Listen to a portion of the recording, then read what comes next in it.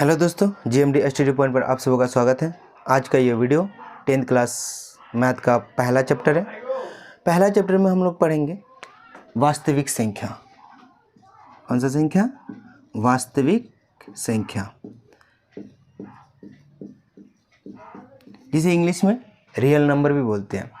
तो वास्तविक संख्या है क्या? तो देख लीजिए।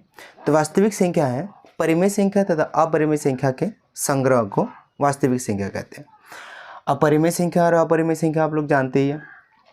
अपरिमेय संख्या अपरिमेय संख्या के बारे में जितने भी वीडियो है वो आप लोग को यूट्यूब नीचे डिस्क्रिप्शन में वीडियो का लिंक दिया गया है, उसे जाकर देख लीजिएगा।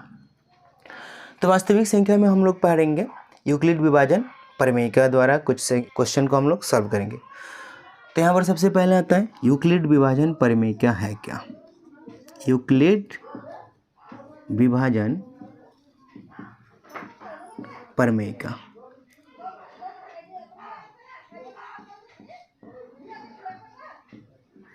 यूक्लिड विभाजन परिमेयिका। यूक्लिड विभाजन परिमेयिका जो होता है ये क्या होता है? सिद्ध किया हुआ कथन होता है, जिसको अन्य कथन को सिद्ध करने के लिए इसका प्रयोग किया जाता है। तो यूक्लिड विभाजन परिमेयिका जो होता है इसका सूत्र होता है a बराबर बी क्यू प्लस आर। ए बराबर बी क्यू प्लस आर, ये एक सूत्र है। इसी की सहायता से हम कुछ क्वेश्चन को सॉल्व करेंगे। तो ये क्वेश्चन को सॉल्व करने से पहले हम इसके बारे में कुछ और जान लेते हैं। यूक्लिड विभाजन परिमेयिका जो होता है उसका एक और नाम है यूक्लिड विभाजन एल्गोरिथम। एल्गोरिथम ये होता है यूक्लिड विभाजन एल्गोरिथम। अब यहाँ पर इसको क्या हो जाता है? यूक्लिड विभाजन परिमेयिका को एक और नाम से जानते हैं जिसको हम कलन विधि बोलते हैं। कलन विधि, कलन विधि, कलन विधि भी बोलते हैं इसको। ऐसे क्वेश्चन में आता है यूक्लिड विभाजन परिमेयिका या एल्गोरिथम या परिमेयिका का एक और नाम क्या है? तो कलन विधि भी बोलते हैं इसको। तो हम लोग इसको याद रखिएगा। अब बताते हैं ये एल्गोरिथम शब्द, एक शब्द है एल्गोरिथम। ये शब्द आया कहाँ से? तो एल्गोरिथम शब्द जो होता है आपको बता दे रहे हैं, 9वीं शताब्दी के एक गणितज्ञ थे। 9वीं शताब्दी का एक गणितज्ञ जिनका नाम था अल ख्वारिज़मी। अल ख्वारिज़मी, एक गणितज्ञ का नाम है अल ख्वारिज़मी। अब ये अल ख्वारिज़मी क्या होता है? इन्हीं के नाम से ये एल्गोरिथम शब्द लिया गया है। यहाँ पर देखिए अल ख्वारिज़मी यानी एल्गोरिथम, इसी को एक शुद्ध संशोधन करके यहाँ पर एल्गोरिथम शब्द का यूज़ किया गया है इन्हीं के नाम से। अब अल ख्वारिज़मी का पूरा नाम है मुहम्मद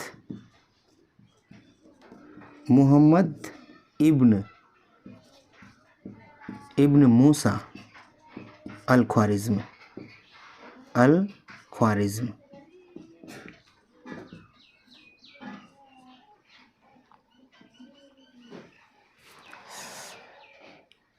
ये अल ख्वारिज़मी का पूरा नाम है, जो 9वीं शताब्दी के गणितज्ञ थे। 9वीं शताब्दी, 9वीं शताब्दी।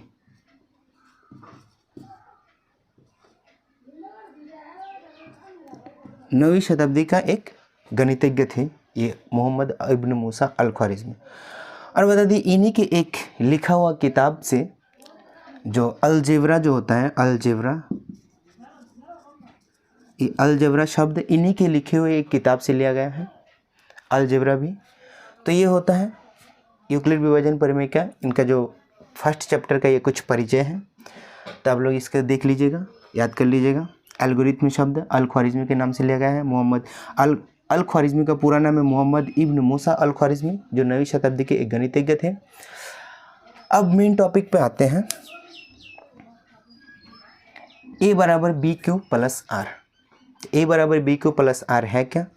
तो बता देते हैं ए बराबर बी क्यू जो प्लस आर जो होता है ना, वो आप लोग बचपन में पढ़ चुके हैं, लेकिन इसका उसमें कुछ रूप और था।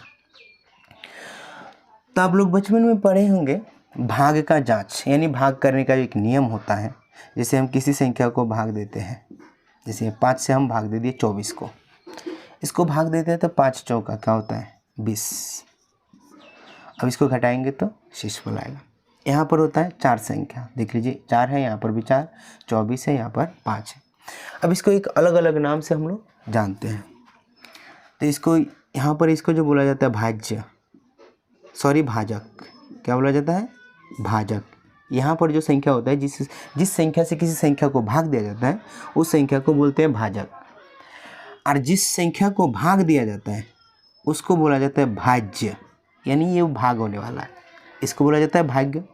और भाग करने के उपरांत जो यहाँ पर उत्तर आता है ना, आंसर उसका होता है, उसे बोला जाता है भागफल। जो हम लोग को यहाँ पर मिलता है उसी को बोला जाता है भागफल। और इस प्रक्रिया के दौरान यहाँ पर जो भी बचता है, भाग की प्रक्रिया के दौरान यहाँ पर नीचे सबसे नीचे जो भी बचता है उसी को बोला जाता है शेषफल। यानी हम 24 रुपये को 5 क्या होता है आदमियों में बांट दिए तो 4 रुपये करके पड़ा है और 4 रुपया शेष बचा है, तो इसी को बोलते हैं शेषफल। अब ये जो भाग दिए हैं, इस भाग करने का एक जांच पढ़े होंगे, बचपन में हम लोग भी पढ़े हैं। तो ये जांच ऐसे होता है, भाज्य बराबर भाजक गुना भागफल, अब प्लस में है शेषफल, प्लस में क्या है? शेषफल। एक जांच का सूत्र है, आप लोग बचपन में पढ़े होंगे। इस जांच से हम लोग भागा को जांच करते थे या देखते थे ये भागा सही बना या गलत बना। तो यहाँ पर देख लीजिए किस तरह से हम लोग इसको जांच करते हैं। तो यहाँ पर जो भाज्य है, भाज्य की जगह पर लिख लेंगे 24, अब बराबर की जगह बराबर, और यहाँ पर भाजक कितना है? 5 है, तो लिखेंगे 5 गुना में भागफल, गुना भागफल 4 है तो 4, प्लस में शेषफल कितना है? 4 है तो 4। अब इसको हम सॉल्व करेंगे तो 5 चौका पहले गुना किया जाता है 20, अब प्लस 4 यहाँ पर होगा, तो 24 बराबर 20 4 24। देख लीजिए दोनों बराबर हो गए ना। अगर ये दोनों संख्या बराबर होता है तो इसका मतलब क्या होता है? ये भागा जो हम लोग किए हैं ये सही है। तो ये इसको बताने का उद्देश्य क्या होता है? तो हम लोग जो यहाँ पर यूक्लिड विभाजन प्रमेय का सूत्र पढ़ते हैं ना, ये इसी का एक रूप है। इसी का क्या है? एक रूप है। इसी को अपडेट करके उच्च क्लास में इसको a बराबर BQ प्लस R लिखा जाता है। अब यहाँ पर देखिए बराबर के इधर भाज्य है, यहाँ पर बराबर के इधर a है, यानी भाज्य को a माना गया है, भाजक को बराबर के उधर b है तो भाजक को b माना गया है। गुना में भागफल, यहाँ पर बीच में गुना होता है ना, तो भागफल को q माना गया है, प्लस में शेषफल, प्लस को r माना गया है, r को शेषफल माना गया है। तो इसी यूक्लिड विभाजन प्रमेय का सूत्र का प्रयोग करके हम लोग 10th क्लास जो पहला चैप्टर का प्रश्नावली 1.1 है उसके क्वेश्चन को हम लोग सॉल्व करेंगे। तो आप लोग याद रखिएगा यूक्लिड विभाजन प्रमेय का सूत्र होता है a = BQ + R। तो आइए प्रश्नावली 1.1 यानी एक्सरसाइज 1.1 का हम क्वेश्चन को सॉल्व करते हैं। तो ये आपके सामने पहला क्वेश्चन है, तो देख लीजिए यहाँ पर क्या बोल रहा है। पहला क्वेश्चन 1 नंबर का है। यहाँ पर निम्नलिखित संख्याओं का HCF ज्ञात करने के लिए यूक्लिड विभाजन एल्गोरिथ्म का प्रयोग कीजिए। तो यहाँ पर 3 क्वेश्चन है, 135 और 225, 196 और 38,220 और 867 और 255। एक और बात बता दे रहे हैं, यूक्लिड विभाजन एल्गोरिथ्म द्वारा HCF ज्ञात किया जाता है। केवल क्या ज्ञात किया जाता है? HCF। ये विभाजन HCF ज्ञात करने के लिए एक मेथड है यूक्लिड विभाजन एल्गोरिथ्म। इसमें क्वेश्चन भी आता है यूक्लिड विभाजन एल्गोरिथ्म का प्रयोग करके अब क्या ज्ञात कर सकते हैं। तो ऑप्शन में आएगा तो उसमें देख लीजिएगा HCF होगा तो उसको टिक लगा दीजिए। तो यहाँ पर पहला हम क्वेश्चन बनाते हैं 135 और 225। हाँ, इसको क्या होता है आप लोग हड़बड़ाइएगा नहीं, हम एक एक क्वेश्चन को बिल्कुल सटीक तरीके से हम आपको बताएंगे मेथड से भी। सबसे पहला होता है आप लोगों को मैथ बनाने के लिए क्वेश्चन को समझना है, अच्छे तरीके से समझना है। इसके बाद समझने के बाद क्वेश्चन को सटीक तरीके से उसको बनाना है एकदम परफेक्टली। तो आइए उसी तरह से हम बहुत ही बिल्कुल आसान विधि से आपको बताते हैं और सटीक तरीके के क्वेश्चन को बनाते हैं। तो यहाँ पर आप लोग HCF तो बनाते होंगे, HCF जिनको भी आता होगा। HCF 2 तरीके से बनता है। एक होता है अभाज्य गुणनखंड विधि, जिसको हम क्या करते हैं एक एक संख्या को अभाज्य गुणनखंड से निकाल के इसके बाद उसमें क्या करते हैं, मैच करते हैं, यानी उभयनिष्ठ उसका निकालते हैं। फिर उभयनिष्ठ को गुणा करके इसके बाद HCF ज्ञात किया जाता है। और दूसरा होता है भाग विधि, जिसको हम दीर्घ विभाजन भी बोलते हैं। दीर्घ विभाजन विधि द्वारा जो HCF निकालते हैं उसी को हम यहाँ पर अपग्रेड करके यहाँ पर इसको बनाएंगे। यहाँ पर भी दीर्घ विभाजन विधि से ही हम इसको ज्ञात करेंगे। तो देख लीजिए यहाँ पर 135 और 225 है।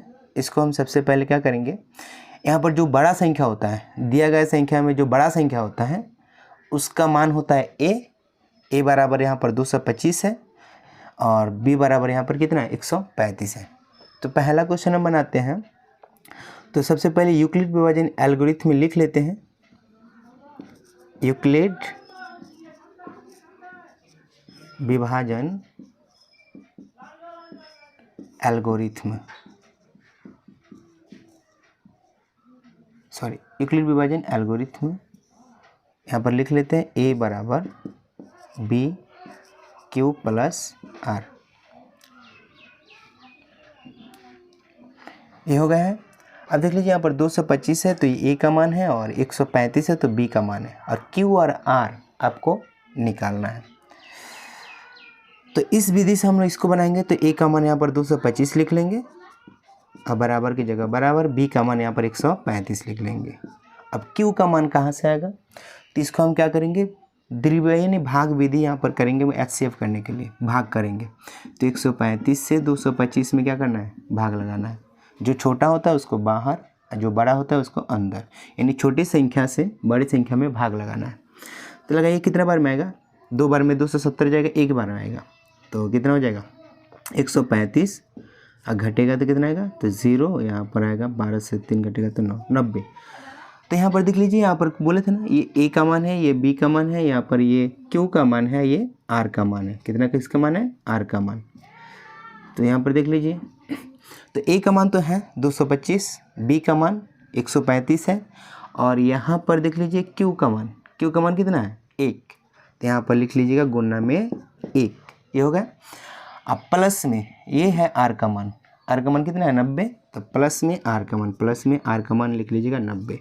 इसी को हम इसको इस तरीके से लिख रहे हैं। अब यहाँ पर देख लीजिए, फिर इसको हम एक और स्तर, मैंने स्तर बाय स्तर इसको बनाएंगे। तो फिर क्या होता है, ये 135 जो यहाँ पर होता है ना, वो हो जाएगा a का मान हो जाएगा। अब बराबर जो रिमाइंडर आता है r का मान, वो r का मान यहाँ पर हो जाता है। इसको 135 को यहाँ पर और जो r का मान होता है वो यहाँ पर होता है 90। फिर यहाँ पर देख लीजिए, ये a का मान हो गया, ये जो होता है b का मान होगा। अब q और r निकालना है तो फिर इसको भाग देना होगा। तो हम भाग देंगे 90 और 135, भाग दीजिए कितने बार में आएगा, तो 90 दिन में तो 180 होता है, एक ही बार में आएगा 90, तो घटाएंगे तो 45 आएगा। तो फिर ये r का मान कितना होगा, q का मान, ये है q और ये है r। तो q का मान 1 है तो गुणा में q का मान 1 लिखेंगे, अब प्लस में अब r का मान कितना है, 45। ये प्रक्रिया तब तक चलता रहेगा जब तक यहाँ पर r का मान 0 नहीं आ जाएगा, यानी 0 नहीं आ जाएगा। तो फिर हम क्या करेंगे, ये 90 का अब a का मान लिख लेंगे और 45 जो r का मान होता है वो यहाँ पर आ जाएगा। ये हो गया इस तरह से। फिर इसको हम क्या करेंगे, भाग करेंगे। तो 45 से 90 में भाग दीजिए, तो यहाँ पर 45 दूना 90 होता है। अब ये आएगा तो 0 आएगा। तो यहाँ पर देख लीजिए, a का मान, ये b का मान और q का मान 2 है, तो गुणा में ये 2, आप प्लस में शेषफल कितना आ गया, 0 आ गया। तो बोले ना, जब तक r का मान 0 नहीं होता है तब तक ये प्रोसेस चलता रहेगा। तो यहाँ पर जब r का मान जब 0 आ जाएगा ना, तो यहाँ पर जो होता है, ये जो संख्या होता है b का मान, यही होता है HCF बराबर कितना हो जाएगा, 45। यही आपका आंसर है। तो पहला क्वेश्चन आप लोगों को मुझे उम्मीद है बहुत ही अच्छे से समझ में आया होगा, और यदि ये पहला क्वेश्चन समझ में आया है तो वीडियो को लाइक और शेयर ज़रूर करें। अपने दोस्तों को भी बता दीजिए, शेयर कर दीजिए, ताकि वो भी क्वेश्चन को अच्छे से समझ सके और बना सके। आइए देखते हैं दूसरा क्वेश्चन। दूसरा क्वेश्चन है 196 और 38,220। सेम इसी तरह बड़ा वाला संख्या को सबसे पहले यूक्लिड विभाजन परिमेय क्या लिख लेते हैं, a बराबर BQ प्लस में r। यहाँ पर a का मान ये हो गया बड़ा वाला 38,220 बराबर बी का मान 196 है, हमको क्यू का मान निकालना है। तो हम क्या करेंगे, इसको डिवाइड करेंगे।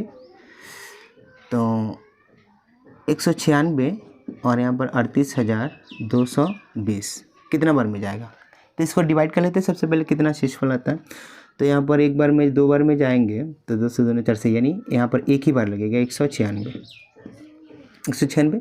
तो इसको भागा दीजिए, घटाइए। तो 12 से 6 घटेगा तो 6, यहाँ पर आ जाएगा कितना 7, 17। तो 17 से 9 घटेगा तो 8, 17 से 9 घटेगा तो 8, यहाँ पर बचा 2, तो 2 से 1 घटेगा तो 186। अब हमको क्या करना, 2 उतार लेना है, 1862। अब कितना बार में जाएगा, तो यहाँ पर देख लीजिए, अगर 196 लगभग 200 के लगभग है, तो हम 9 बार में जाते हैं तो 1800 हो जाएगा। हाँ, 9 बार में पूरा लग जाएगा, 9 बार में।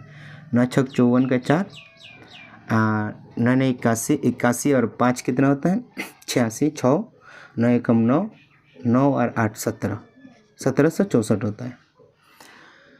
तो हम क्या करेंगे, अब इसको घटाइएगा। तो 12 से 4 घटे तो 8, यहाँ पर 15 से 6 घटेगा तो 9, यहाँ पर 7 से 7 0, 1 से 1 0, यहाँ पर ये दोनों कट गए।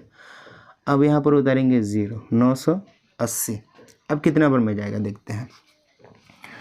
तो 980 है, तो यहाँ पर 225, 5 बार में जाएगा। चलिए 5 बार में, 5 छक 30 और 5 9 45, 48, 5 एकम 5 4 9, देख लीजिए ये 0 हो गया, पूरा का पूरा शून्य। यानी यहाँ पर क्यू का मान कितना 195 है, तो क्यू को लिख लेंगे 195 और प्लस आर का मान 0 है तो 0। हम क्या बोले थे, यदि आर का मान यदि यहाँ पर 0 आता है तो HCF जो बी का मान होता है वो ये HCF होता है। तो यहाँ पर HCF इज इक्वल टू क्या लिख लीजिएगा 196। बहुत आसान था ना। तो ये देखते हैं तीसरा क्वेश्चन, सेम इसी तरह से बनेगा। तो तीसरा क्वेश्चन बनाते कैसे, तो तीसरा क्वेश्चन है 867 और 255।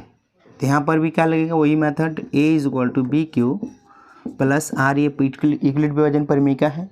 अब हम क्या करेंगे, A का मान क्या बड़ा वाला होता है, तो 867 बराबर B का मान 255 है, और हमको Q और R का मान निकालना है, तो इसको डिवाइड करना होगा। तो देख लीजिए यहाँ पर डिवाइड कर लेते हैं, तो 255 बाहर हो जाएगा और 867 अंदर। तो कितना बार में लगेगा, तो 4 बार लगाते हैं तो डायरेक्ट कितना जाता है 800 इसी में से हो जाता है, 55 तो और आता है। चलिए तो 3 बार में 750 हो जाता है ना। चलिए 3 बार लगाते हैं, 3 बार में 750, 3 5 15, 3 5 15 16 और 3 2 6 1 7, तो 765 आ गया। इसको घटाएंगे, तो इसको घटाइएगा तो यहाँ पर 2 आएगा, यहाँ पर 0 है, यहाँ पर 102 आता है। अब यहाँ पर R हो गया 102, Q हो गया 3, तो Q का मान 3 है, आप प्लस में R का मान 102 है, हो गया। फिर यहाँ पर ये हो जाता है 255, A का मान बराबर, ये हो जाता है B का मान 102, गुणा में Q का मान। तो इसको डिवाइड करना होगा। चलिए इसी में डिवाइड कर लेते, नहीं यहाँ पर डिवाइड कर लेते, 102 और 255। तो कितना बार में जाएगा, तो एक बार में 2 बार में जाएगा 255, दिया 2 बार में जाएगा तो 204 घटेगा तो कितना आएगा 51, 71। अब यहाँ पर Q का मान 2 है प्लस R का मान कितना है 51 है, ये हो गया। अब यहाँ पर 102 हो जाएगा, A का मान 51 हो जाएगा, किसका मान B का मान, और गुना में Q का मान निकालना है। तो इसको हम घेर लेते 102 यहाँ पर लाते हैं, 51 2 102, अब ये खत्म है। तो Q का मान कितना आ गया, Q का मान आ गया 2 और R का मान आ गया 0। तो Q को 2 लिखेंगे प्लस R का मान 0 होगा। तो बोले ना R का मान जब 0 आ जाएगा तो HCF हमारा ये B का मान हो जाएगा। तो HCF इज इक्वल टू 51 यानी 51, ये होता है। तो इस तरह से आप लोग 1 नंबर का क्वेश्चन समाप्त हुआ। तो आइए दूसरा नंबर क्वेश्चन कैसे बनाते हैं। अब दूसरा क्वेश्चन देख लीजिए। दर्शाए कि कोई भी धनात्मक विषम पूर्णांक 6q+1, 6q+3 या 6q+5 के रूप का होता है जहाँ की कोई पूर्णांक है। ये जो होता है ये संख्या दिया यहाँ पर समीकरण 6q+1, 6q+3 या 6q+5, ये जो होता है कोई विषम पूर्णांक है, इसको हम सिद्ध करना है, दर्शाना है। तो यहाँ पर सबसे पहले हम मानेंगे, यहाँ पर हल लिख लीजिएगा और यहाँ पर मान लेंगे माना कि धनात्मक विषम पूर्णांक विषम पूर्णांक बराबर a है। अब b बराबर लिख लेंगे, b बराबर 6 है। b बराबर 6 क्यों माने, क्योंकि सब में देख लीजिए यहाँ पर 6 है, यहाँ पर भी 6, यहाँ पर भी 6, यहाँ पर भी क्या है 6 है, b की जगह पे है इसलिए। तो b बराबर 6 है, तो यूक्लिड विभाजन परिमेय का यूज़ करेंगे। यूक्लिड विभाजन परिमेय का, यूक्लिड विभाजन परिमेय का सूत्र क्या होता है, a is to b q plus r. तो यहाँ पर एक धनात्मक विषम पूर्णांक a है, तो a, b का मान कितना है 6 है ना, तो 6 क्यू आप प्लस r की जगह पे r, ये लिख लें। अब यहाँ पर लिखना है r का मान, तो r का संभावित मान क्या हो सकता है, तो जहाँ r का संभावित मान, r का संभावित मान क्या हो जाएगा, तो r का संभावित मान हो जाएगा 0, 1, 2, 3, 4, 5, ये r का संभावित मान हो जाएगा। अब 0 से लेकर 5 तक, क्योंकि शेषफल यहाँ पर r जो होता है वो शेषफल होता है, और शेषफल 0 से छोटा नहीं होता है, यानी ऋणात्मक माइनस में नहीं होता है, और b से कभी बड़ा नहीं होता है। यहाँ पर b का मान कितना है 6 है ना, तो 6 से छोटा ही होगा। तो ये होता है r का संभावित मान 1, 2, 3, 4, 5 0 से लेके, तो ये हो गया। अब हम क्या करेंगे, जहाँ लिखेंगे, जहाँ 0 से क्या हो, चूँकि लिखना है, सॉरी चूँकि 0 इज इक्वल टू या इक्वल, 0 इक्वल या लेस देन r और लेस देन b, ये होता है। यानी 0 के बराबर हो या 0 से बड़ा हो r, और b से छोटा होना चाहिए। b का मतलब यहाँ पर कितना है 6 है। चलिए यहाँ पर b की जगह पे आप 6 भी लिख सकते हैं, चलिए 6 लिख लेते हैं, b का मान जितना भी होगा उसको यहाँ पर लिख लेंगे। तो इतना हो गया, चूँकि यहाँ पर हो गया। अब हम क्या करेंगे, इस समीकरण में एक एक r का मान लिख लेते हैं। तो यहाँ पर लिख लेना है, जब r बराबर 0 हो, जब r बराबर क्या हो 0 हो, तो उस समय क्या हो जाएगा,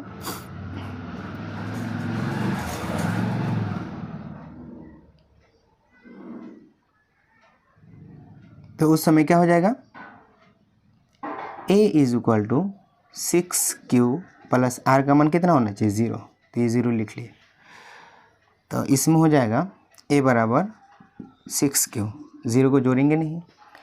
अब दूसरा स्टेप में हो जाएगा, जब r बराबर, सॉरी यहाँ पर 0 लिखना है तो 0 होगा, जब r बराबर 1 हो, जब r बराबर क्या होना चाहिए 1 हो, तो a बराबर क्या हो जाएगा, इसको यहाँ पर लिख लेते हैं, a बराबर 6q, ये हो गया।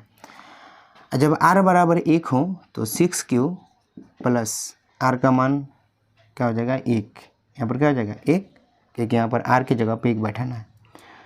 तो ये हो जाएगा a बराबर 6q प्लस 1, और जब r बराबर 2 हो तो a बराबर क्या हो जाएगा 6q प्लस 2, जब r बराबर क्या हो 3 हो तो a बराबर क्या हो जाएगा 6q प्लस 3।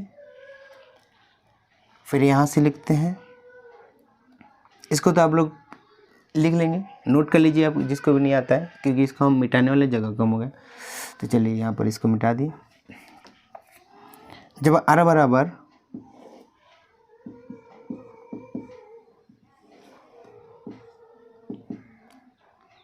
4 हो तो a is equal to 6q plus 4, और जब r बराबर 5 हो तो a is equal to 6q plus 5, 6q plus क्या हो गया 5। तो यहाँ पर देख लीजिए, ये जो होता है 6q plus 1, 6q plus 2, 6q plus 3, और 6q plus 4, 6q plus 5, 6q plus 5। ये जो संख्या में होता है ना, कुछ सम संख्या और कुछ विषम संख्या। अब कैसे देख लीजिए, यहाँ पर 6 में कोई भी संख्या से गुणा कीजिए, 6 एक सम संख्या है, और q का मान किसी भी संख्या को लेने पर 6 से अगर गुणा करते हैं तो सम संख्या आता है, तो ये हो जाएगा सम संख्या। और यहाँ पर जो होता है 6q प्लस 1, यानी 6 से इस क्यू से किसी भी संख्या में गुना करें तो सम संख्या आएगा, लेकिन एक विषम संख्या इसको अगर जोड़ देंगे तो वो विषम संख्या हो जाएगा। जैसे में कोई एक देख लीजिएगा, 6 के साथ क्यू का मान अगर 1 ले रहे हैं तो 1, 6 एकम 6, क्यू का मान अगर 2 ले रहे हैं तो 6 दूना 12, क्यू का मान अगर विषम भी ले रहे हैं 3 तो 6 त्रिका 18, सब सम संख्या आ रहा है ना, तो इसे तो सम संख्या हो जाएगा। लेकिन यहाँ पर देख लीजिए 6 के साथ क्यू को गुना करके, क्यू का मान ये गुना करके 1 अगर जोड़ेंगे, सब में अगर 1 जोड़ लीजिए, प्लस में अगर 1 जोड़ते हैं तो इसका मान, पहले तो इसका मान निकले अब इसका मान 1 अगर जोड़ते हैं तो यहाँ पर देख लीजिए, यहाँ पर आएगा प्लस में 1 प्लस में 1, यानी 6 1 7 आ जाएगा, इसमें 13 आ जाएगा, इसमें 19 आ जाएगा, तो ये विषम है ना। तो यहाँ पर ये भी जो भी होता है ना, a प्लस a बराबर 6 क्यू, a बराबर 6 क्यू प्लस 1, तो ये वाला सम संख्या, ये विषम संख्या। फिर ये सम संख्या, क्योंकि 6 से किसी में गुना करके 2 जोड़ने पर सम संख्या आएगा, देख लीजिए नहीं तो गुना करके 6 क्यू प्लस 3, किसी भी संख्या से 6 में गुना करके जब विषम संख्या जोड़ा जाता है तो क्या हो जाता है, वो विषम हो जाता है। तो यहाँ पर क्या होता है, तो यहाँ पर देख लीजिए, चूँकि 6 Q plus 2, 6 Q plus 4, 6 Q plus 2 और 6 क्यू प्लस 4 सम संख्या है, सम संख्या है, सम संख्या है, ठीक है। इसीलिए क्या हो जाएगा, 6 क्यू प्लस 1, 6 क्यू प्लस 2 3 और 6 क्यू प्लस 5, ये क्या हो जाएगा, विषम संख्या, विषम संख्या है, विषम संख्या है। अतः क्या लिख सकते हैं, अतः कोई भी धनात्मक विषम पूर्णांक, धनात्मक विषम पूर्णांक 6 क्यू प्लस 1, 6 क्यू प्लस 3 और 6 क्यू प्लस 5 के रूप का होता है। ये हो गया। तो मुझे उम्मीद है आप लोगों को इस क्वेश्चन को समझ में आया होगा। तो ये दूसरा क्वेश्चन भी कंप्लीट हो गया है। आइए देखते हैं अब तीसरा क्वेश्चन।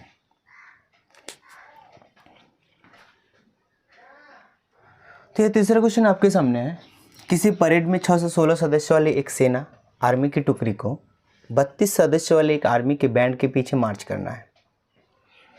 तो दोनों समूहों को समान संख्या वाले स्तंभों में मार्च करना है। तो उन स्तंभों की अधिकतम संख्या क्या है जिसमें वे मार्च कर सकते हैं।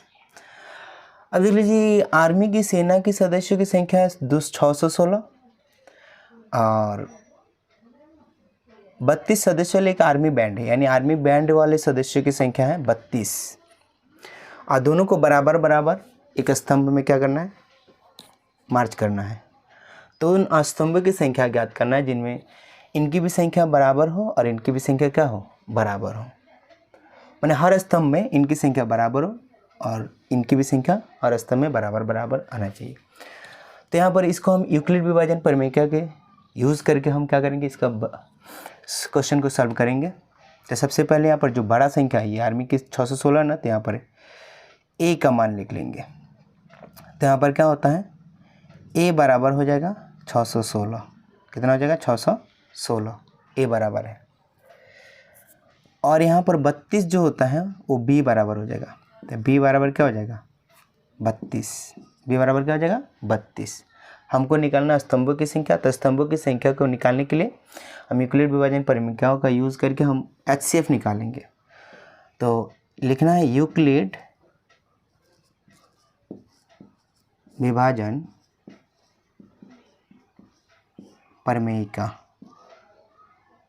यूक्लिड विभाजन प्रमेय का सूत्र क्या होता है, a is equal to b q plus r, a is equal to b q plus r. तो ए का मान लिखना है 616 और बी का मान लिखना है 32, इतना हो गया। हमको क्यू का मान निकालना है। तो क्यू का मान निकालने के लिए आपको पता है इसको डिवाइड कर लेते हैं 32 इंटू 660, इसको डिवाइड कर लेते हैं। तो कितना बार में आएगा बताते हैं। तो इसको हम क्या कीजिएगा, डिवाइड करने के लिए एक बार में 32 दूना 64, तो एक ही बार में लगेगा 32। यहाँ पर कितना आ जाएगा तो 29 आ जाएगा ना, 29। यहाँ पर हम क्या करेंगे, 6 को यहाँ पर उतार लेते हैं, तो इसको कितना बार में लगाएंगे देख लेते हैं। 9 बार में, 9 दूना 18 और 9 त्रिका 27, 28 होता है। 9 बार में देख लेते हैं, 9 दूना 18 और 9 त्रिका 27, 27 एक 28 होता है, 288। इसको घटाएंगे तो यहाँ पर कितना आएगा, 16 से 8 घटेगा तो 8, यहाँ पर बचेगा 8 से 8 0, यानी यहाँ पर 0 0, ये दोनों कट जाएगा। क्यू का मान आ गया 19 और आर का मान यहाँ पर 8 है, ये हो गया। अब 32 को यहाँ पर करना है, 8 को यहाँ पर करना है। अब क्यू का मान देख लेते हैं, 8 चौका 32, 8 चौका 32 प्लस शेष 0, यहाँ पर कितना आ गया, रिमाइंड आर का मान 0 आ गया। इसका मतलब यही क्या है, HCF इज इक्वल टू 8 आ गया। HCF बराबर कितना आ गया, 8। अतः क्या लिख सकते हैं हम लोग, अतः स्तंभों की अधिकतम संख्या कितना है, अधिकतम संख्या 8 है,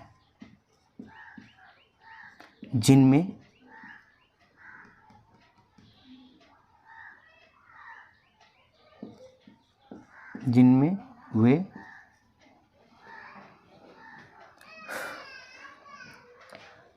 मार्च कर सकते हैं। समान संख्या वाले समूहों में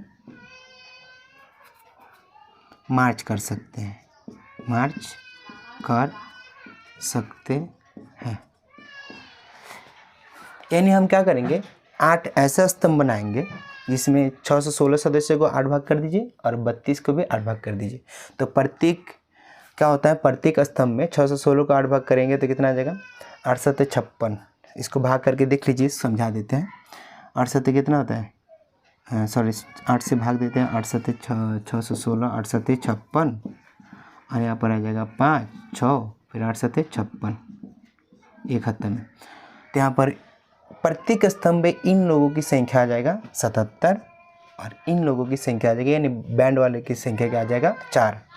तो 4 और 77 81, कितना आता है 81। यानी प्रत्येक सदस्य में प्रत्येक स्तंभों में 81 सदस्य आएंगे, जिनमें से 77 ये लोग होंगे और 4 लोग ये होंगे, क्योंकि 8 से 32 में भाग लगाएंगे तो 4 4 आएगा ना। तो ये होता है आपका आंसर 8।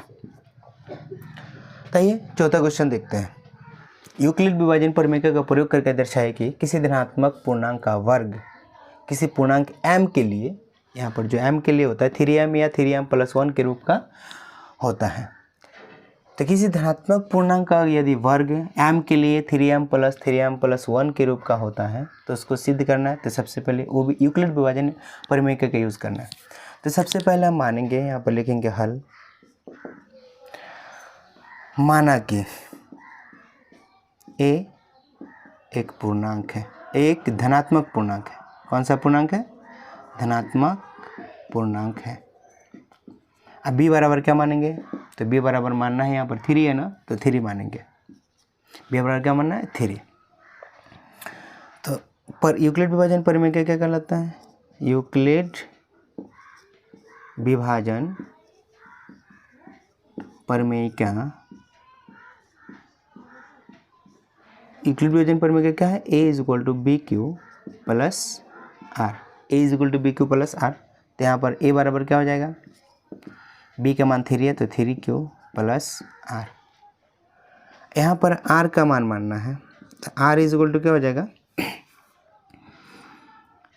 0 1 2, 0 1 2 ही माना है, क्योंकि b से छोटा होता है और 0 से बड़ा होता है। तो यहाँ पर लिखना है जहाँ, सॉरी यहाँ पर लिखना है ना, जहाँ q कोई पूर्णांक है, q कोई पूर्णांक है। और यहाँ पर लिखना है चूँकि 0 से बड़ा होना चाहिए, या सॉरी यहाँ पर 0 से बड़ा होना चाहिए, 0 से बड़ा होना चाहिए r का मान, और b से छोटा होना चाहिए, b यानी 3 से छोटा होना चाहिए। तो लिख सकते हैं यहाँ पर b से छोटा होना चाहिए। अब हम क्या करेंगे, आर का एक एक मान इसमें रखेंगे। तो लिखते हैं जब आर बराबर 0 हो, जब आर बराबर क्या हो 0 हो तो ए बराबर क्या हो जाएगा, जब आर बराबर 0 हो तो ए बराबर होता है 3q प्लस 0, यानी ए इज इक्वल टू 0 को मान के क्या कर लेंगे 3q हो जाएगा। 0 तो जोड़ते हैं तो सेम टू सेम। अब इसमें क्या करेंगे, दोनों तरफ वर्ग कीजिए, दोनों तरफ वर्ग करने पर, वर्ग करने पर, इसमें होता है दोनों तरफ वर्ग करने पर। अब दोनों तरफ वर्ग कीजिए तो एक वर्ग करने का मतलब स्क्वायर होता है, तो ए का स्क्वायर हो जाएगा प्लस में 3q का स्क्वायर हो जाएगा। सॉरी, पूरा का पूरा वर्ग करना है बराबर में, बराबर 3q का स्क्वायर। ये हो गया है। अब हम क्या करेंगे, स्क्वायर को सॉल्व करेंगे। यहाँ पर कर लेते हैं स्क्वायर को सॉल्व। तो ए स्क्वायर बराबर 3 का स्क्वायर कितना होता है 9, और 3 का स्क्वायर होता है 9, और ये क्यू का स्क्वायर है, क्यू स्क्वायर का क्यू स्क्वायर 3 का स्क्वायर 9 हो गया। अब ए स्क्वायर बराबर हम लिखेंगे, यहाँ पर 3 है ना, 3 को अलग करेंगे हम, 3 को क्या करेंगे, तो इसको हम लिख सकते हैं 3 गुना 3, और क्यू स्क्वायर को क्यू स्क्वायर लिख सकते हैं ना। अब यहाँ पर लिख सकते हैं ए स्क्वायर बराबर 3, इसके जगह पर एम लिखेंगे। अब इसके जगह पर एम क्यों लिखे, तो यहाँ पर लिख लीजिएगा, माना m is equal to 3q square, इतना लिख देना बस, माना m is equal to 3q square. तो 3q स्क्वायर की जगह पे हम यहाँ पर m लिख देते, ए स्क्वायर बराबर क्या होगा 3m हो गया ना। अब ये a निकल गया, अब इसको निकालना था, जब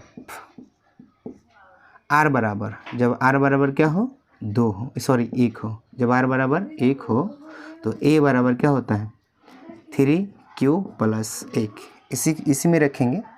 ए is equal to 3q plus r है ना, तो आर की जगह पे यहाँ पर 1 रख दिए। अब इसको भी दोनों तरफ क्या करेंगे, वर्ग करने पर, दोनों तरफ वर्ग करने पर, दोनों तरफ वर्ग करने पर, तो वर्ग कीजिए। तो ए स्क्वायर को ए स्क्वायर हो जाएगा बराबर 3q प्लस 1 का स्क्वायर कर लीजिए, तो ए स्क्वायर है तो स्क्वायर कर लीजिए। तो ए स्क्वायर बराबर इसका स्क्वायर होगा तो 9q स्क्वायर, पहले इसका सूत्र होता है a square plus 2ab plus b square, तो चलिए उसको सूत्र के अनुसार बैठा देते पहले। तो 3q स्क्वायर ये हो गया ए स्क्वायर प्लस 2ab, 2a गुना 3q गुना बी का मान 1 है, अब प्लस में 1 का स्क्वायर। अब इसको सॉल्व कर लेते हैं, a square is equal to 9q square plus 2 3 जा 6 1 जा 6q, अब प्लस में 1 का स्क्वायर 1 होता है। अब इसमें देख लीजिए यहाँ पर प्लस में 1 है ना, प्लस 1 को अलग रखेंगे, इन दोनों में से हम कॉमन ले लेंगे 3 को, क्योंकि हमको 3 चाहिए। तो ए स्क्वायर इज इक्वल टू 3 को कॉमन लेंगे तो 3, और बाकी सबको यहाँ पर 3 3 का 9 क्यू स्क्वायर, अब प्लस में 3 दूना 6 2q, ये हो गया, इनमें से 3 कॉमन ले लिया, प्लस में 1 अलग। अब यहाँ पर लिखेंगे 3 a square is equal to 3m, एक इसका मान क्या हो जाएगा m, प्लस में ये 1 का 1, तो ऐसे यहाँ पर m क्यों लिखे, तो यहाँ पर लिखेंगे माना m is equal to 3q square अब प्लस में 2q, बस इतना लिख देना।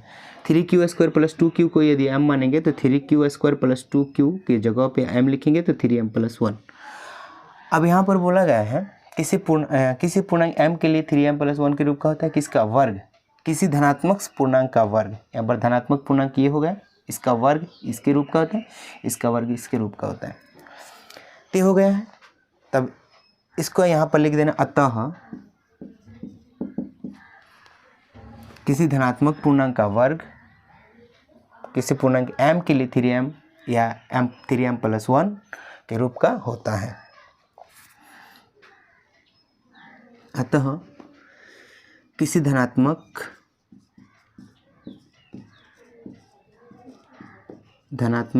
पूर्णांक का वर्ग किसी पूर्णांक m के लिए, किसी पूर्णांक m के लिए, हाँ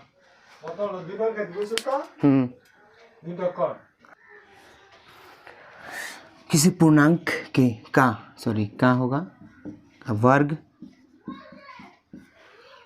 किसी पूर्णांक m के लिए, किसी पूर्णांक m के लिए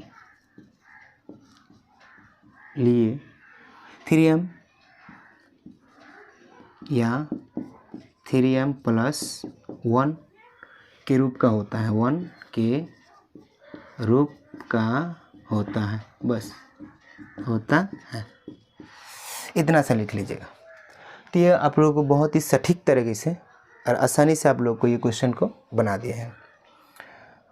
तो आइए 5वां क्वेश्चन कैसे बनाते हैं देख लेते हैं।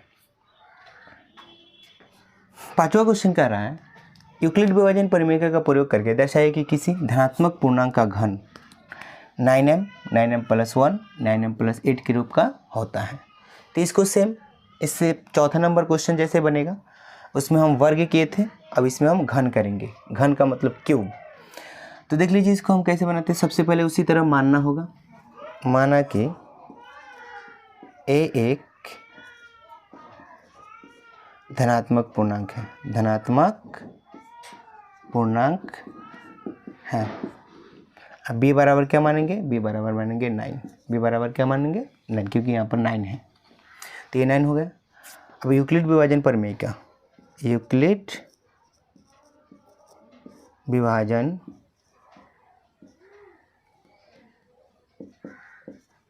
प्रमेय का, यूक्लिड विभाजन प्रमेय का a is equal to b q plus r. अब r का मान क्या हो जाएगा, तो r इज इक्वल टू हो जाएगा, सॉरी यहाँ पर a का मान लिख लीजिए, a is equal to b का मान 9 है, तो 9 क्यू प्लस r ये हो जाएगा। अब r का मान होगा r बराबर 0 1 2 3 ऐसे करते करते 8 तक जाएगा, 8 तक, क्योंकि 9 से पर छोटा होना चाहिए। यहाँ पर लिखना है जहाँ 0 लेस देन r और लेस देन b, यानी b से छोटा होना चाहिए, 9 से छोटा होगा। अब r का एक एक मान इसमें रखेंगे, तो जब r बराबर 0 हो, जब r बराबर 0 हो तो a बराबर क्या हो जाएगा 9 क्यू प्लस r का मान 0 तो 0, तो a बराबर क्या हो जाएगा 9 क्यू, ये हो गया। अब दोनों तरफ क्या करने पर, घन करने पर, दोनों तरफ घन करने पर ये हो गया। अब घन करने का मतलब दोनों को क्यूब करेंगे। अब चलिए इसमें बनाते हैं घन करने पर, तो a क्यूब बराबर 9 क्यूब का क्यूब। अब इसका क्यूब कीजिए तो a क्यूब का a क्यूब हो गया, इसका 9 9 81 81 और 9 9 एकम 9 9 8 72 729, यानी 729 क्यूब हो जाता है, 729 क्या हो जाता है क्यूब का क्यूब, ये हो गया। अब हम यहाँ पर 9 हमको चाहिए, यहाँ पर क्या चाहिए 9 चाहिए, तो 9 को यहाँ पर क्या कर लेंगे, डिवाइड कर लेंगे, तो a cube is equal to यहाँ पर 9 लिख लेंगे और यहाँ पर लिखेंगे 81 का क्यूब। अब इसको गुना करने पर फिर इतना आना चाहिए ऐसा, तो 9 के गुना के रूप में लिख ली, 9 81 यहाँ पर लिखें, फिर इसको गुना करने पर 729 आ जाएगा। अब हम क्या करेंगे, a cube is equal to 9, इसकी जगह पर हम लिखेंगे m। अब m क्यूब लिखने तो यहाँ पर लिख लेना है, चूँकि 81 क्यूब का cube is equal to m, बस इतना m है, m हो। तो यहाँ पर 81 क्यूब की जगह पे, क्यूब के जगह पे यहाँ पर m अगर होगा तो इसकी जगह पर m लिखेंगे, 9 की जगह पे 9, तो a क्यूब बराबर 9 क्यूब, यानी एक धनात्मक पूर्णांक का घन 9m के रूप का ये हो गया। अब 9m प्लस 1 के रूप का होना चाहिए, तो 9m प्लस 1 के रूप का कैसे होगा, तो जब r बराबर 1 हो, जब r बराबर क्या होना चाहिए 1 होना चाहिए, तो जब r बराबर 1 हो तो a is equal to 9 cube plus a is equal to 9 cube लिख दिया प्लस r की जगह पर क्या लिखे 1, तो यहाँ पर लिखेंगे 1, ये होगा। अब दोनों तरफ क्या करने पर, घन करने पर, दोनों तरफ घन करने पर घन करने पर, तो घन कीजिए, तो ए क्यूब बराबर 9 क्यूब प्लस 1 का क्यूब। अब a cube is equal to, तो कितना लिखेंगे, इसका सूत्र होता है a cube plus b cube plus 3a square b या 3ab into a plus B. तो 9 क्यूब का क्यूब प्लस बी क्यूब यानी ए क्यूब, चलिए इसको बाद में लिखते लास्ट में, तो 3ab, A cube plus 3ab into a plus B, 3ab, ए का मान है 9 क्यूब प्लस बी का मान है 1, 3ab into a plus B, तो 9 क्यूब प्लस 1 प्लस में बी क्यूब यानी ए क्यूब, ए वो 1 का क्यूब हो जाएगा। तो इसको हम सॉल्व कर लेते हैं। ए क्यूब इज इक्वल टू 9 क्या क्यूब होता है 729 क्यूब, आप प्लस में इसको गुना करेंगे तो 3 9 27 क्यूब, अब प्लस में इंटू में 9 क्यूब प्लस 1, अब प्लस में 1 क्यूब का 1 क्यूब, अब इसको गुना करना बाकी है। तो a cube is equal to 729 cube का क्यूब प्लस 729 को 9 से 9 से 63 और 9 दूना 18, 18 और 6 कितना होता है 24, 243 क्यूब गुना करेंगे तो क्यू स्क्वायर, आप प्लस में इसको गुना करेंगे तो 27 क्यूब, ये होगा, इसको गुना कर लिए 27 क्यूब, अब प्लस में ये 1 है। अभी इसमें से हमको 9 निकालना है सभी के सभी अंकों में से। कैसे है आप, क्योंकि हमको 9m प्लस 1 के रूप में लिखना है, तो एक तो यहाँ पर ऑलरेडी है, हमको 9 लिखना है। तो ए क्यू बराबर यहाँ पर 9 कॉमन ले लीजिए सब में से और सबका डिवाइड करके लिख लीजिए। तो यहाँ पर 81 क्यूब आ जाएगा, प्लस की जगह में प्लस 243 के 9 डिवाइड कर लेंगे तो यहाँ पर 27 क्यू स्क्वायर, अब प्लस इसमें का 3 क्यू, अब प्लस 1 को अलग रख लीजिए। तो ए क्यू के जगह पे ए क्यू लिख लीजिए, बराबर 9 की जगह पर 9, और ये पूरे जो संख्या है ना, ये पूरी संख्या के बदले में m लिख लीजिए, अब प्लस 1 की जगह में प्लस 1, बस इतना। अब m जो होता है यहाँ पर क्या होता है, तो यहाँ पर लिख लीजिएगा, चूँकि 81 क्यू का क्यू, अब plus 27 Q square plus 3 Q बराबर m हो, यहाँ पर लिख लेना m हो। तो यहाँ पर जब इसका मान जब m हो जाएगा तो यहाँ पर इसकी जगह पे हम m बैठा सकते हैं, तो 9m प्लस 1 के रूप का होता है। तो यहाँ पर ए क्यू बराबर 9m प्लस 1, 9m प्लस 1 के रूप का हो गया। अब 9m प्लस 8 के रूप का सिद्ध करना है, तो आप लोग इसको नोट कर लीजिए। अब जब r बराबर 2 हो, जब r बराबर क्या होना चाहिए, 2 होना चाहिए, तो जब r बराबर 2 हो तो लिखेंगे, तो a इज इक्वल टू क्या हो जाएगा 9 क्यूब प्लस 2। अब दोनों तरफ इसमें भी क्या करना है, घन करना है, दोनों तरफ घन करना है, दोनों तरफ घन करने पर, दोनों तरफ घन करने तो a क्यूब प्लस इसको लिखना है 9 क्यूब प्लस 2 का क्यूब, 2 प्लस 2 का क्या हो जाएगा क्यूब। अब हम क्या करेंगे, ए क्यू इज इक्वल टू, इसका भी सेम उसी सूत्र से लगेगा ए क्यू, तो 9 क्यू का cube, a cube plus 3ab 9 cube गुना में b का मान कितना है 2 into a plus b 9 cube plus 2 plus में बी क्यू 2 का क्यू, तो a cube plus 3ab into a plus b cube, a plus b का होल क्यू का सूत्र होता है। तो इसको देख लीजिए, सॉल्व कीजिए। A cube is equal to 9 cube का कितना होता है 729 क्यू का क्यू प्लस, इसको गुना कीजिए, 3 3 9 दूना 18 क्यू इंटू 9 क्यू प्लस 2, अब प्लस में 2 का क्यू कीजिए 8 आ जाएगा। अब हम क्या करेंगे, ए क्यू बराबर 729 क्यू, इसको सेम टू सेम उतार लेना है, 729 क्यू प्लस में 18 से इसको गुना किया, 18 162 क्यू स्क्वायर, 162 के स्क्वायर प्लस 8 दूना 36 क्यू, अब प्लस में ये 8 को 8 लिख दीजिएगा। अब हमको क्या करना है, 9m प्लस 8 के रूप में लिखना है। तो इसको हम क्या करेंगे, 9 को अलग कर लेना है, यहाँ से 9, ये पूरी संख्या है ना, 8 तो ऑलरेडी है, इसको छोड़ के या पूरी संख्या से हम 9 को अलग कर लेते हैं। तो a cube is equal to 9 common ले लीजिए और यहाँ पर आ जाएगा कितना 81 क्यू आप प्लस इसमें कितना जाएगा 18 क्यू अब प्लस 9 चौका 36 9 क्यू। सबको भाग देने पर इसको भाग देंगे तो इतना आएगा 9 से इसको भाग देंगे तो 18 आएगा, 9 से इसको भाग देंगे तो 4 आएगा। ये हो गया कॉमन। अब प्लस में 8 को 8 रहने दीजिए, इसमें इसको कोई कुछ नहीं करना कुछ भी। तो यहाँ पर ए क्यू इज इक्वल टू 9, इसके पूरे की जगह में हम m लिखेंगे, अब प्लस में 8 लिखेंगे। अब क्यों करना, क्योंकि इसका मान m हो जाएगा। तो यहाँ पर लिखना चूँकि 81 Q cube plus 18 Q plus 4 Q बराबर m हो, इतना लिखना। जब इसका मान जब m हो जाएगा तो हम इस पूरी जगह के हम m लिख सकते हैं। तो देख लीजिए यहाँ पर सबसे पहला आया 9m, इसके बाद वाला 9m प्लस 1, इसके बाद 9m प्लस 8, यानी किसी भी संख्या का वर्ग। ये धनात्मक पूर्णांक माने थे a, तो a का घन जो होता है 9m, यहाँ पर a का घन 9m प्लस 1, यहाँ पर a का घन 9m प्लस 8 के रूप का होता है।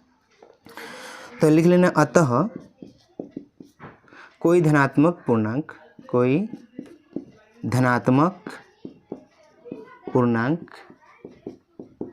का घन 9m प्लस 1 या 9m प्लस 8 के रूप का होता है बस ये सीध हो चुका है। तो ये बहुत ही बिल्कुल आसान है, आप लोग ध्यान से इस वीडियो में बने रहिए। तो ये प्रश्न वाले 1.1 का पाँचों क्वेश्चन सॉल्व हो चुका है। तो आप लोग वीडियो को लाइक और शेयर करना न भूलें, और चैनल पर जो भी नए हैं वो चैनल को सब्सक्राइब ज़रूर कर दें। तो वीडियो को देखने के लिए धन्यवाद। आप लोगों का दिन शुभ हो।